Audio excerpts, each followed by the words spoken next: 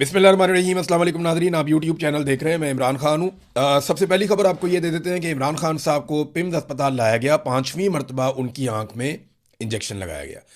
उनका जो ट्रीटमेंट चल रहा है वो अभी भी जारी है। इससे पहले एक खबर दी गई कि इमरान खान साहब को जेल से कहीं बाहर निकाला गया और फिर वो वापस चले गए। और मैंने आपको एक बात कही थी कि पाकिस्तान का जो नेशनल मीडिया है वो कभी भी अडयाला की किसी खबर को पाकिस्तान की एस्टेब्लिशमेंट से पूछे बगैर रिपोर्ट नहीं कर सकता। सोशल मीडिया के लोगों की बात अलग है। कोई अगर ज़ाती तौर पे कोई खबर हासिल कर ले और उसकी बुनियाद के ऊपर वो खबर दे दे और अपने रिस्क के ऊपर दे दे तो वो एक अलग बात है। लेकिन अडयाला जेल से आने वाली इंफॉर्मेशन को पब्लिक करना आसान नहीं है। पाकिस्तान का जो नेशनल मीडिया है वो तो ये नहीं कर सकता, टीवी चैनल्स नहीं कर सकते, अखबारात नहीं कर सकते। बहरहाल देखें, रात को वो लेकर आए तो किसी को कानो कान खबर भी नहीं हुई। 2 बजे के करीब लेकर आए और बाद में जो पिम्स अस्पताल की इंतज़ामिया है उन्होंने खबर दी और बैरिस्टर गौहर ने खबर दी और किसी को कानो कान पता भी नहीं चला। तो पिम्स अस्पताल की जो इंतज़ामिया वो ये कहती है कि इमरान खान साहब उम्र 74 साल, इन्हें 15 जून 2026 को आंखों के बाकायदा इलाज यानी 5वें इंजेक्शन के लिए पिम्स अस्पताल लाया गया। इलाज से पहले आंखों के माहिर डॉक्टरों ने उनका मुआयना किया और उनकी आंखों का एक ख़ास टेस्ट भी किया गया, जिसकी रिपोर्ट से मालूम हुआ कि उनकी हालत में कुछ बेहतरी आ रही है। मरीज़ की इजाज़त हासिल करने के बाद तमाम ज़रूरी तिब्बी निगरानी में और ऑपरेशन थिएटर के तमाम तयशुदा हिफाजती असूलों के मुताबिक सर्जन्स ने माइक्रोस्कोप की मदद से उन्हें इंट्रावेट्रल इंजेक्शन की 5वीं खुराक लगाई। ये पूरा अमल डे केयर सर्जरी के तौर पर किया गया। अस्पताल में क़याम के दौरान इलाज से पहले, इलाज के वक्त और उसके बाद उनकी हालत बिल्कुल ठीक और मुस्तहकम थी। बाद में उन्हें आगे की देखभाल की हदायत और ज़रूरी मशवरों और मुतल्लिका दस्तावेज़ात के साथ अस्पताल से डिस्चार्ज कर दिया गया।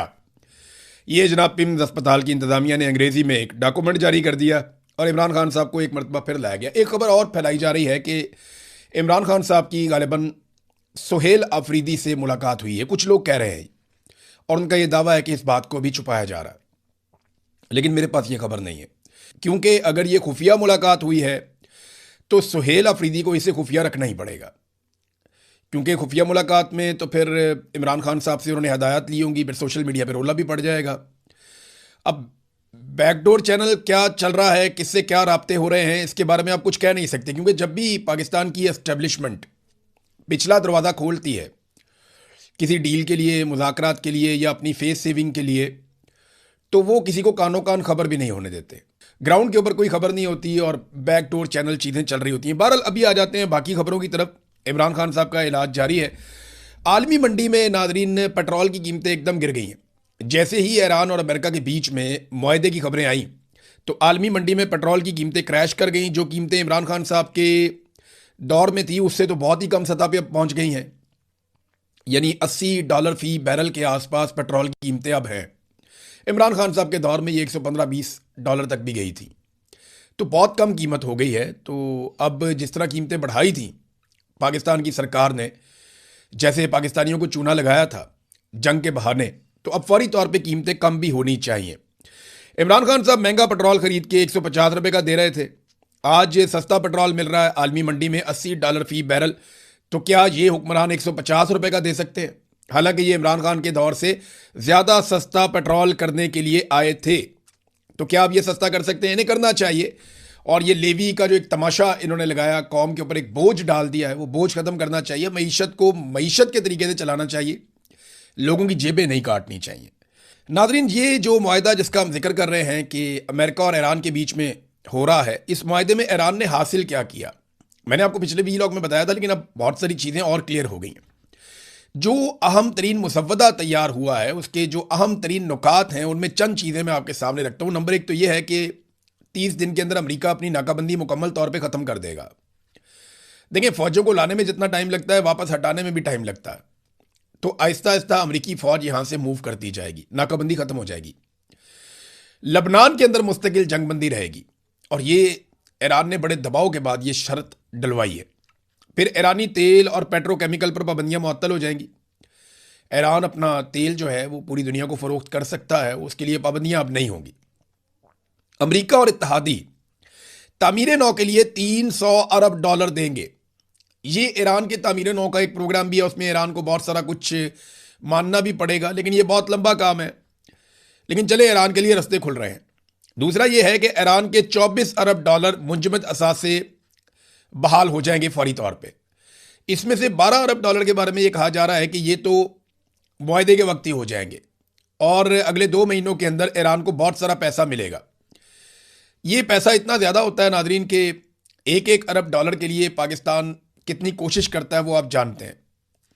सऊदी अरब से हमने यूएई को 2.5 अरब डॉलर वापस देना था, तो सऊदी अरब से हमने वो पैसा लिया और यूएई को वापस किया। तो उसके बदले में हमने अपने जेट, तैयारे, अपनी फौज, बहुत सारा कुछ सऊदी अरब में पहुंचा दिया। जो हमने चाइना से कर्जा लिया, हालांकि ये सारे कर्जे के ऊपर हमें सूद भी देना पड़ेगा, इन सारे कर्जों के ऊपर हमें बहुत ज़्यादा, यानी ये मुआहिदा तो सामने आज तक आया ही नहीं, और जो सामने आए वो इंतहाई परेशान कुन है। पाकिस्तान को बहुत पैसा वापस करना पड़ेगा। बहरहाल ईरान के तो वारे न्यारे हो जाएंगे, और जो मिसाइल प्रोग्राम है वो इन मुज़ाकरात का हिस्सा नहीं है। फिर जो जौहरी ईरान की सलाहियत है वो ऐसा नहीं है कि वो एटम बम बना पाएगा, लेकिन वो एटमी तवानाई हासिल कर सकता है और उसके लिए उसको इजाज़त होगी। इन सारी चीज़ों को प्लस माइनस करें तो ईरान इस लड़ाई को जीता है और उसने बहुत सारा कुछ अपनी कौम के लिए हासिल किया। इसके बावजूद ईरानी कौम मुतमईन नहीं है और वो एहतजाज भी करते हैं। वो कहते हैं जी बिल्कुल कोई नरम चीज़ अमेरिका के साथ ना की जाए। दूसरी जानिब पाकिस्तान के अंदर जो है वो तारीफों के पुल बांधे जा रहे हैं फील्ड मार्शल आसिम मुनीर के। सिर्फ बिलावल एक ऐसा सियासी लीडर है, देखें जहां बनती है वहां तारीफ करनी चाहिए, कि बिलावल ने इज्जत के ऑर्डर का ख्याल रखा। बिलावल ने सबसे पहले सदर पाकिस्तान का, फिर वजीर आजम का नाम लिया और उसके बाद बिलावल ने नाम लिया आसिम मुनीर का तीसरे नंबर पे। हालांकि तीसरे नंबर पे इसहाक डार को आना चाहिए था, उसके बाद वजीर दिफा को आना चाहिए था, फिर आसिम मुनीर को आना चाहिए था, लेकिन ठीक है, बिलावल ने कुछ तो लिहाज किया, कुछ तो पास रखा। बाकी जितने भी लोग हैं, चाहे मिनिस्टर्स हैं, चाहे कोई भी हैं, वजीर दाखिला है या वजीर दिफा है, उन्होंने आसिम मुनीर का शुक्रिया अदा किया। पहले शहबाज शरीफ को बहुत नीचे रखा और बाज ने तो रखा ही नहीं।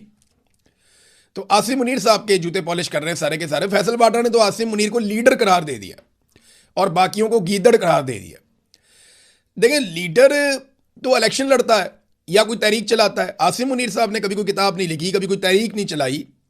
ये जो ओहदा जिसके ऊपर वो बैठे हुए हैं, अगर आज आसिम मुनीर साहब के पास ये ओहदा ना हो तो फैसल वाडा साहब अपने दिल पे हाथ रख के आप बताएं कि आप कभी दोबारा नाम भी लेंगे इस आदमी का? आप आसिम मुनीर साहब का दोबारा नाम भी नहीं लेंगे। ये हकीकत है, सुनने में बहुत बुरी लगती है लेकिन यही हकीकत है। जनरल बाजवा के आप गुण गाते थे, आप मुझे बताएं कितनी दफा आप उनके घर में उनका पता करने के लिए गए जब से वो लैट्रीन में गिरे। जनरल फैज हमीद के आप गुण गाते थे और फिर फैज हमीद के आप बहुत सख्त खिलाफ भी हो गए। नदीम अंजुम को रिटायरमेंट के बाद आप कितनी दफा मिले।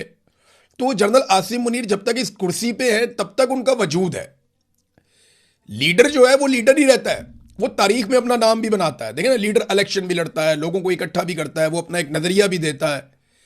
लीडर ना बनाए आप एक सरकारी मुलाजिम को, वो तनख्वाह लेते हैं पाकिस्तानी कौम से और उनकी अपनी एक ड्यूटी है, वो सर्टेन टाइम पीरियड तक उन्होंने करनी है, फिर चले जाना है। तो ये जूते पॉलिश करने के चक्कर में ना आप लोगों ने पाकिस्तान का बेड़ा गर्क किया। अब तक आप नॉर्मल चलने दें पाकिस्तान को, जैसे सारी दुनिया चलती है वैसे ही ठीक है, वैसे ही पाकिस्तान को भी चलना चाहिए। देखिए, पूरी दुनिया के अंदर हम सालसी के लिए मारे मारे फिर रहे हैं, इधर अमन करवा देंगे, उधर अमन करवा देंगे। हम जाते हैं सबके साथ मीठे मीठे मुंह बनाकर मिलते हैं, लेकिन पाकिस्तान के अंदर हमने हालत क्या कर दी है। ये मैं आपको आज की खबर दे रहा हूं कि सेंट्रल करम के अंदर ड्रोन हमला हुआ। उस ड्रोन हमले में एक मां, उसका बेटा और 2 बच्चियां, ये 4 लोग शहीद हो गए। मुझे बताया ना, इमरान खान का नजरिया किधर है? वहां पे तो इमरान खान की हुकूमत है।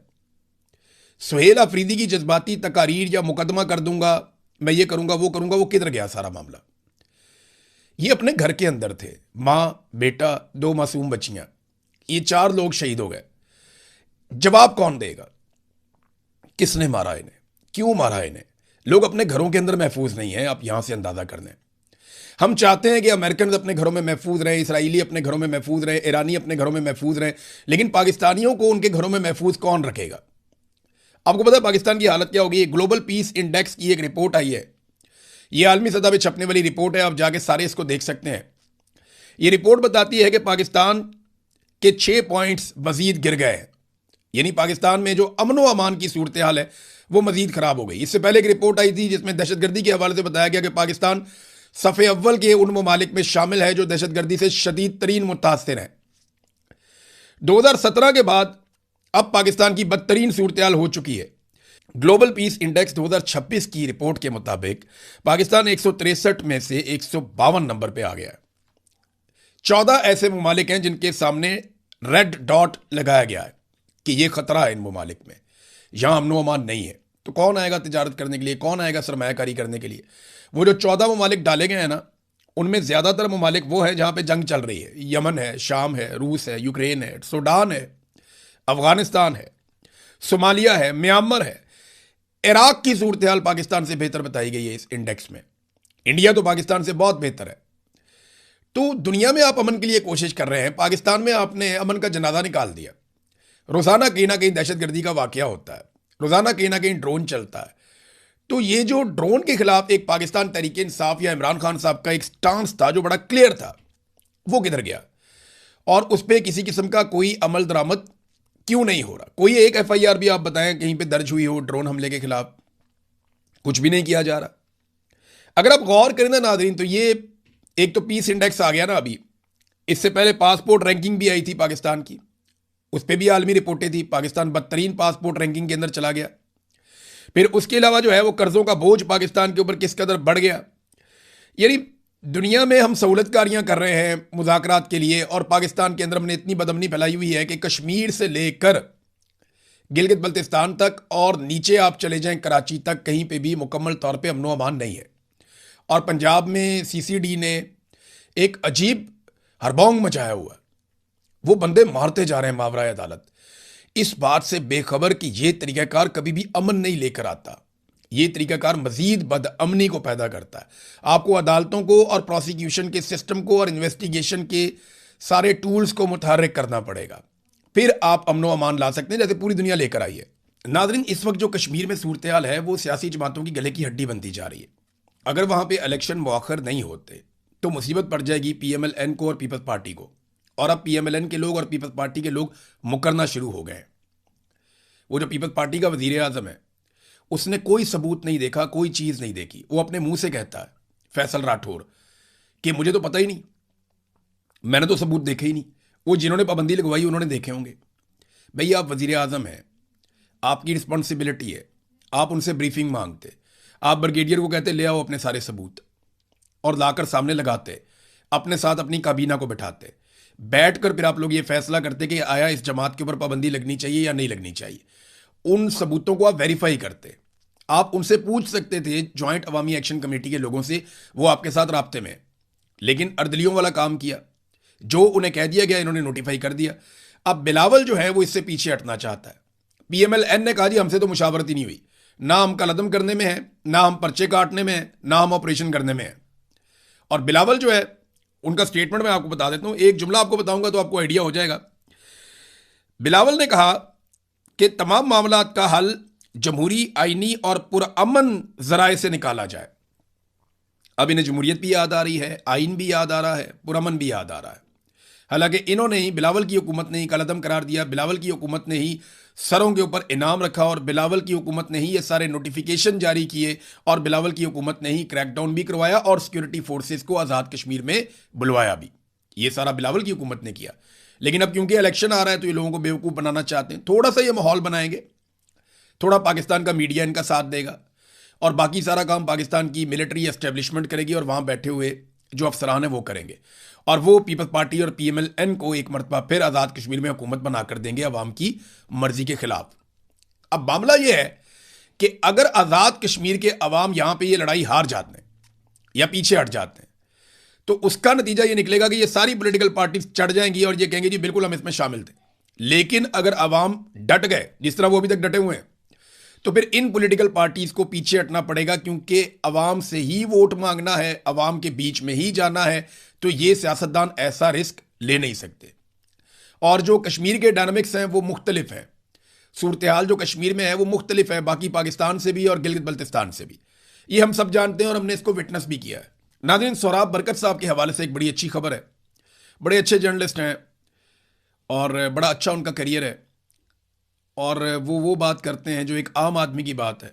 तो उन्हें उठा लिया गया था, उन पर मुकदमा दर्ज किया गया था, इसलिए कि आज़ाद कश्मीर के मामला को वो रिपोर्ट अच्छा करते हैं, रावला कोर्ट से उनका ताल्लुक है। तो उन्हें जनाब उठा लिया गया था। अब उनकी ज़मानत हो गई है अदालत से 50,000 रुपये के मुचलकों के एवज, अदालत ने कहा कि इनको रिहा कर दिया जाए। तो उम्मीद करते हैं कि एक आधे दिन में वो रिहा होने के बाद चीज़ें नॉर्मलाइज हो जाएंगी। लेकिन बड़ी सख्त ज्यादती हुई है सोहराब बरकत के साथ माजी में भी और इस मरतबा भी।